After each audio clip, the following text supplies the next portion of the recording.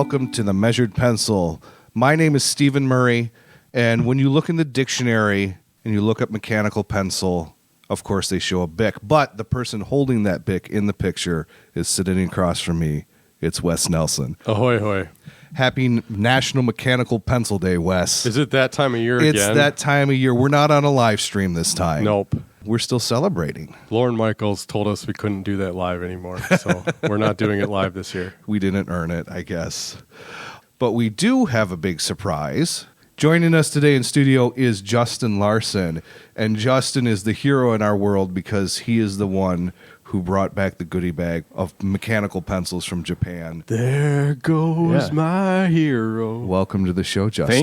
Thank you Yes. for inviting me on the show. This is an honor, and I'm very, very nervous right now. But Thank you for coming on the show. Thank you for going to Japan. Yeah, You went just for us, right? I did, yeah. Okay, and cool. actually, I came back just for you guys, too, because I was actually going to stay there for another couple months, but you asked for me to come back, so Did you see the bat signal? I put up the mechanical pencil signal in the sky. That's what that was. And then you knew to come back? Yeah. Yeah, okay. Yep, that was exactly See, it. Steve, that was money well spent. That was.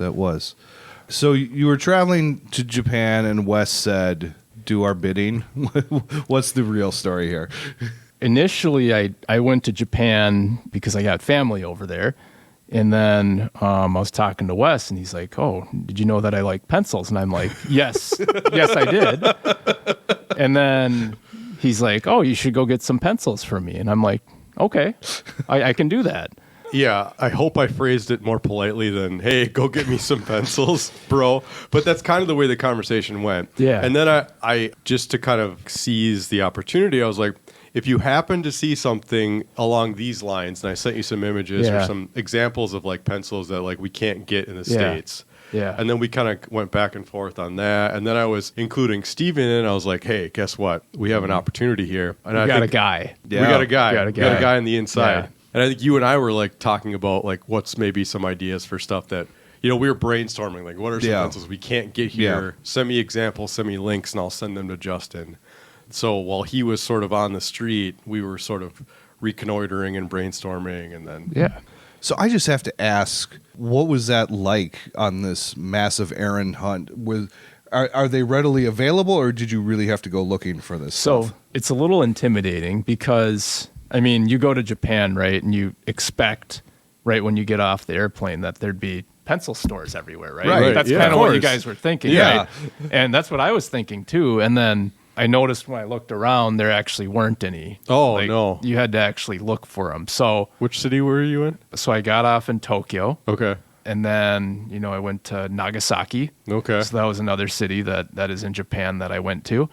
No, you actually do have to look around a little bit. The thing is, if I wasn't looking for pencils, it'd probably be a lot easier. But the fact that I was actually looking for them caused me to have to actually do some research to find them. Where did you end up finding them? What kind of stores? So a couple of the stores I went to were department stores. Like what kind of department stores? Do you know Loft? So Loft was actually one of the stores that had the special yellow rot ring pencil that you see here in front of us now. So I had no idea, right? And this is kind of one story that I have to share with you guys is like, I don't remember if I even told you this yet. And now if I tell you it, maybe you'll be like, oh my gosh, what did you do? Yeah. But did you steal it? I didn't steal it. No, I'd never do that. But so I went to the store, the first Loft store I went to, and I saw this yellow pencil, and I'm like, oh, that's no big deal. It's a yellow rot ring, right? They should have those everywhere. Yeah. And then I left the store thinking that, if I want it again, I'll run into it again and buy it. Mm-hmm. And then you text me like the next day. Oh, no. And you're like, you need to get one of these rot rings that are yellow. Yeah. The yellow rot rings or whatever. Yeah. And I'm like, okay, I'll go get one again. I couldn't find it again for a week and a half. Yeah. Oh.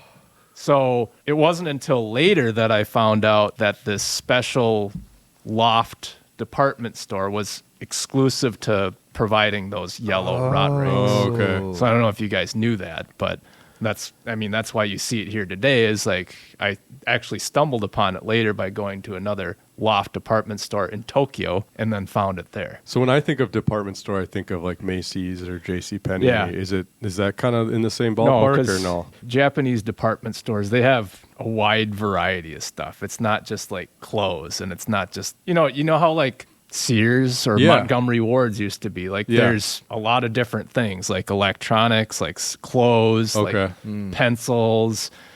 That's the main thing that matters is the pencils, right? All the other stuff is just kind of like, fluff, right? If you're bored, right, after you're done shopping with your pencils, you might go get like a washing machine or something like that. So that's stuff that they have there. It's a common shopping trip for me. Right. It's not exclusive to one thing. And then the other thing about Japanese department stores is that, in the basement, they usually have these extravagant food courts. So after you've exhausted and expended lots of energy shopping for stuff like pencils and things at the department store, you can go get some food. Okay.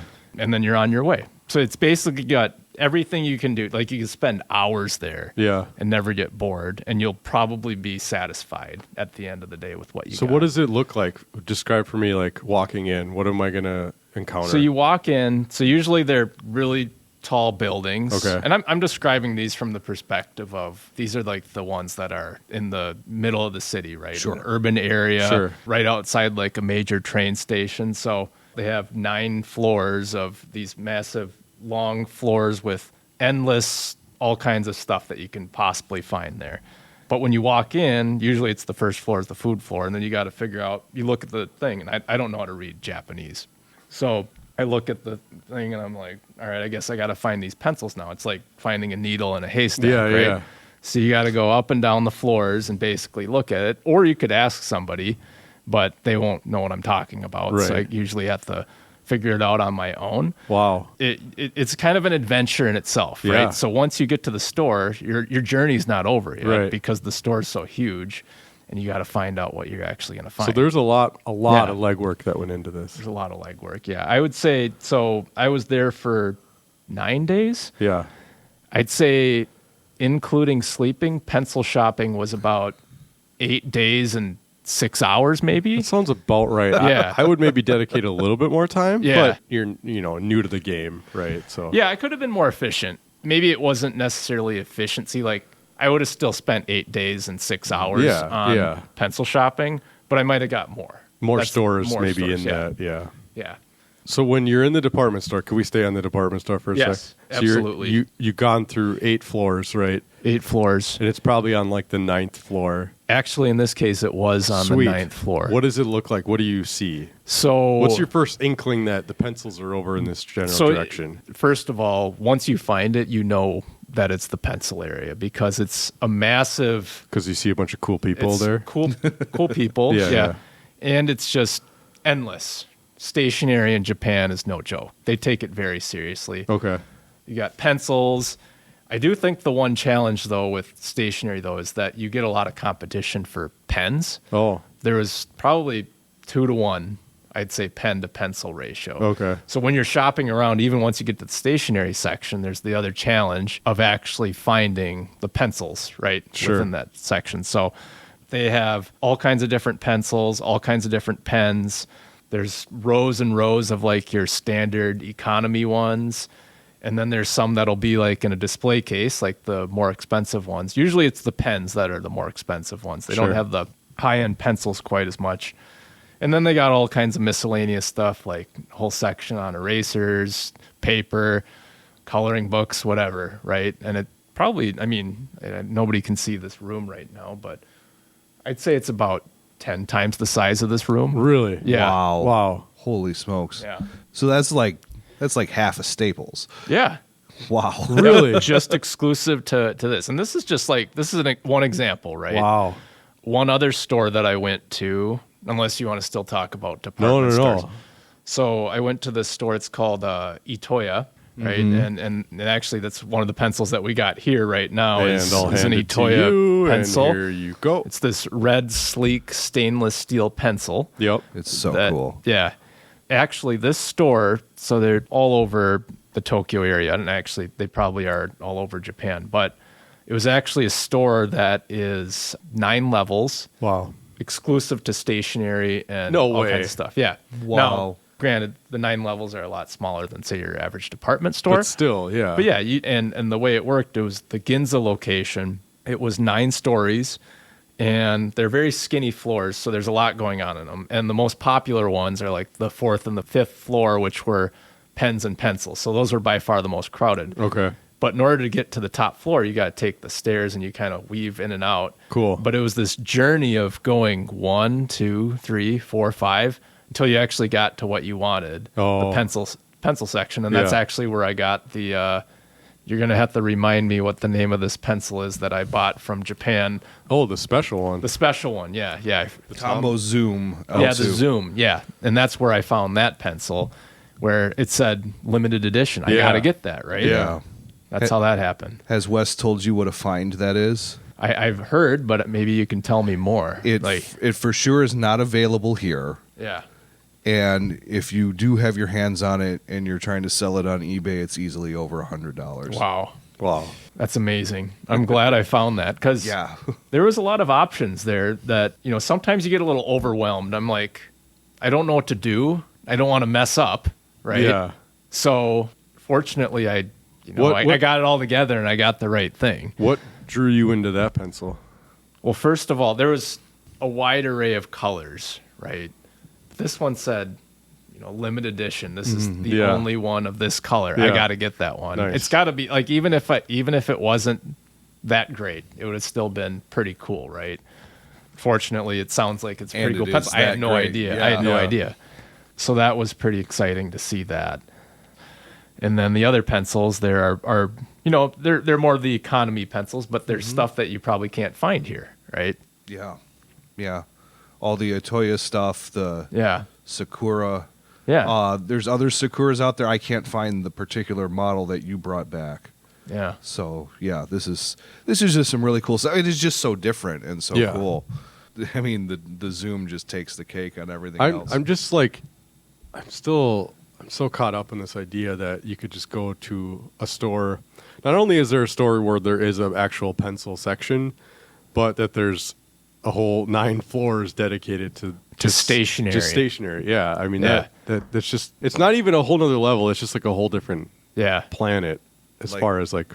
We get Paper Source. That's it. Yeah, like we go into a paper source store and we ask if they have mechanical pencils and they point us towards like some jack-o'-lanterns that's just like this novelty seasonal thing. Or Bics. Yeah, or you go to which like are fine, right? an art store and it's like they got some, but it's not, it's just not the same.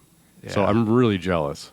Yeah. But your Japan trip is like what we've been fantasizing about doing this. So then when I was texting you and you were there, I was like, this is everything we've wanted and more. Like we've joked about taking this show on the road, going to Japan, doing a show like this. And then I was like, oh my God, it's like actually happening but through like our good friends. Yeah.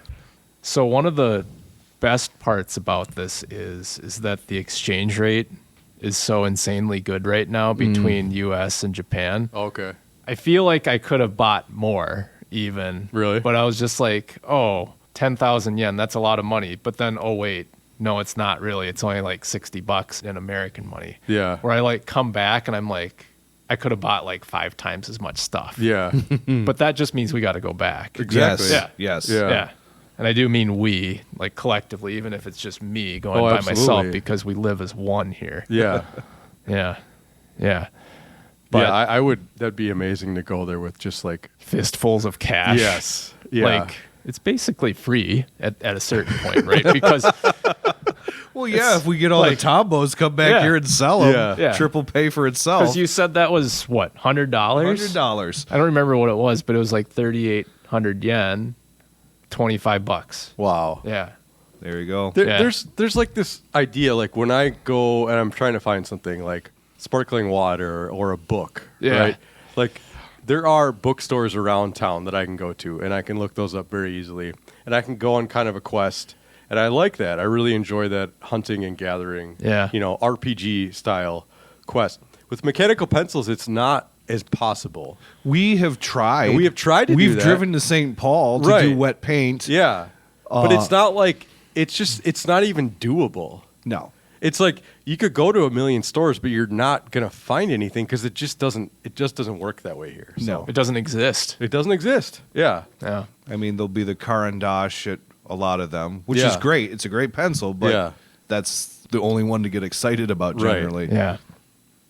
And, granted, we're Minneapolis. It's not Chicago or New York or LA, but still, it just doesn't seem to work that way. I mean, I lived in Chicago, and I couldn't tell you 5 places where I would go to. So it's the same thing. The same. Yeah. They have Bics, right? Bics and Pentels in Chicago, but not like this. Not like that. No. Yeah. Not like what you're describing. That sounds insane. Not like what's in front of us right now. Yeah. But yeah, and the next thing that I want to do, it was great going to the department stores. It was great going to the Itoyas. Mm-hmm. What I want to do next, and this is where you can help me and the listeners can help as well, where it's like find that underground place in Japan. Yeah. Because at a certain point, you go to a department store, it's kind of the same selection. Right. It's like going to Target. You're going to find the same Target in Apple Valley as you will. Yeah. I'd say this Zoom Tombow and Itoya were more or less the most unique part of going to the Itoya store. Right. But then the subsection of these pencils here, kind of the more economy pencils, the Zebra, the Sakura, the Mitsubishi, like you could find that generally in any department store. But I want to find like that hole in the wall place of some guy that's got metal pencils from 1992. Right. Mm-hmm. And like the Hattori Hanzo mechanical and he's pencils. just sitting there. He's got his whole display case of stuff for us to, oogle and ogle and just go buy stuff from there. Custom one-off. Yeah. That would be amazing. See, that would be fun, but I don't know where that place is. But that's where you got to kind of research and find it. Yeah, you got to like plug into the community and get some like insider knowledge. Yeah. Listeners, this is your cue. Yeah. Let us know where to go next. Just drop a quick flight voucher. Yeah. For us. We'll head over there. We'll make it happen. Yeah.